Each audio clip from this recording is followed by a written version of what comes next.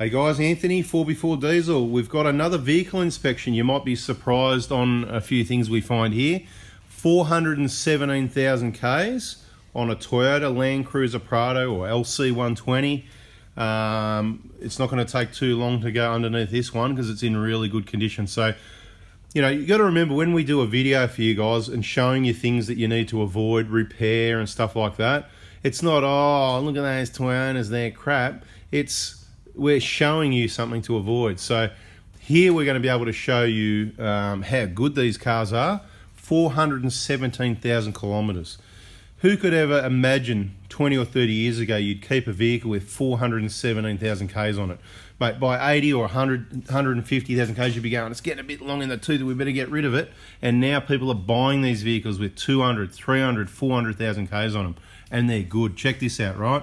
So, the usual, you know, a bit of a radiator check, original radiator, I'd say, looks good. Okay, tyres, yeah, tyres need replacement. This vehicle's been used. You can see rough tyres. It's been out on some tracks. It's got OME suspension in it. The inner rack boot's been changed. So at some point, obviously, maybe it copped a stick or something, had a slight leak, and the boot got changed sometime recently. On the steering rack. Now, this is a good example because if you're watching our vehicle inspection videos, and if I release them at the right time, the one before this had 149,000 Ks and had quite a bit of oil up under there. So it varies a lot, and that one wasn't very low on the oil level. This one's not as bad. So that slight weep on the boots, nothing wrong with that. Let's go straight to the other side, do a comparison. You find it about the same. There you go, right? Nothing to worry about, but take note. Now, 417,000 Ks, those upper control arms, they'll be original, and no sweat on that, or barely, you know what I mean? Again, not something to worry about. Having a bit of a look around, there is a couple other things we found. I'm just going to work my way to the back of the vehicle. The bush, let's have a look at the bushes in the arms. So some people are going, oh, I better sell it before I've got to change these control arms, you know, they're expensive, or change these bushes. No, not a big deal, it depends how you want to do it. But let's take a look here and have a look exactly what they are at 417,000 Ks. Yeah, they've started to split. It's not the end of the world. It's probably time to start saving and heading towards replacement. You can see at the left side there, the split's probably, I'd estimate, 35% of the way through, not halfway at all, right? Let's have a look at the other side. This is the front left. Some little twisty marks at this moment. Not too bad, but due to the kilometers and how it's been used, it's probably something that's going to get done soon. That doesn't mean it's urgent or anything like that. It just means, you know, start saving, plan towards it. Not too bad. You know, you can have new ones, and those bushes, they start looking like that pretty soon. So don't think, oh yeah, they're terrible, they're bad, because it's not that bad. Okay, driver's side, the rear one, the split is starting on both sides in this case. It's like it's twisted, so I would almost say this vehicle's had a wheel alignment at some stage. Since, and the camber pin there, the adjuster we've explained in other videos, it can seize on the inside of the bush. This looks like it's got a twist on it. So possibly, you need to make sure those camber pins and all the adjusters aren't seized on the inside of the bush, but don't try and twist them and crack them free until you've got spare bushes or arms handy. So you might want to just loosen it off before a wheel alignment. Make sure they're all freed up. If they're all good to go, happy days, carry on, get your wheel alignment. If they're seized, you might want to order your bushes or arms or whatever you're going to do if they're looking a bit average and they're seized. All right, sump plug's looking a lot better than the last one. If Andrew reminds me, I can give him a couple of free sump plug washes, and maybe he'll do some oil changes himself, I don't know. Okay, there's a clip on the fuel tank there, not a big deal, but that fuel tank guard there, that should be clipped in. Somebody's probably had that off at some stage. There's a bit more of a story with this one, I'm going to tell you in a minute. It's got a new engine in it at some point, I'm about to get to that. And I reckon, since they were blaming fuel contamination, the tanks might have come out for a clean as well. They may or may not have. You know, some assumptions here, you know, about assumptions. Anyway, the rear, the fuel hose, it's all nice and soft because Andrew watches videos. He watches lots of videos. He tells me that it's got a red line there to show you when you've watched it. So all the ones that haven't got a red line, he's working through them. And for that reason, he's not going to have a problem with fuel leaking out the back of the tank here because he's replaced the hose. pretty cheap fix. Did you get a mechanic to do that, or did you do it yourself? Mechanic, yeah, there you go. Rear pads, almost like new. Plenty of meat there, nothing to worry about. I've already checked all these rear bushes, nothing to worry about. You might see some flex marks on them right up there, but nothing to worry about. Rear shockers have been replaced recently, bit of OME gear again. No leaks at the rear axles, no noise in the rear axle bearings. It's something you need to keep an ear out on. So just because we might come across a couple doesn't mean it's a big problem, but they are wear and tear. Make sure you change that rear fuel filter every 20,000 Ks. Nothing else at the back other than tyres, I don't think. Front brake pads I think were a little bit lower, maybe about 40%. Drive shafts are good, just going over things again. No oil on the turbo, guys, look at that. So if you get a bit of oil on the bottom of it, you're just a bit unlucky, but you don't need to do anything. Give it a clean up, monitor the situation.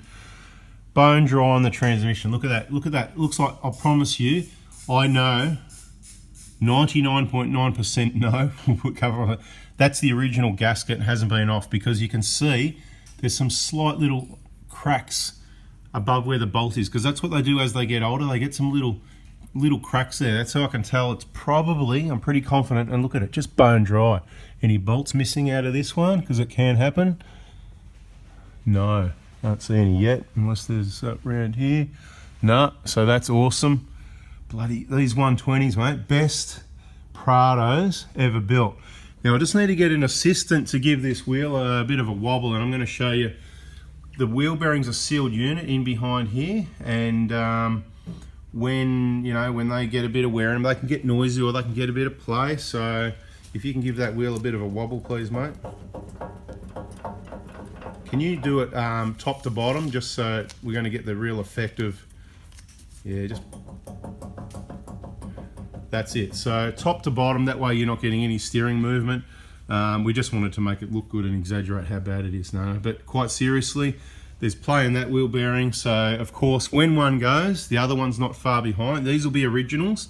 So just because I'm recommending for the people that travel, remote areas, doing them as prevention every 200,000 Ks, it doesn't mean that they're not going to last 400,000 Ks, because these ones have, the passenger side, no problem. Now, a bit of quick history of the vehicle.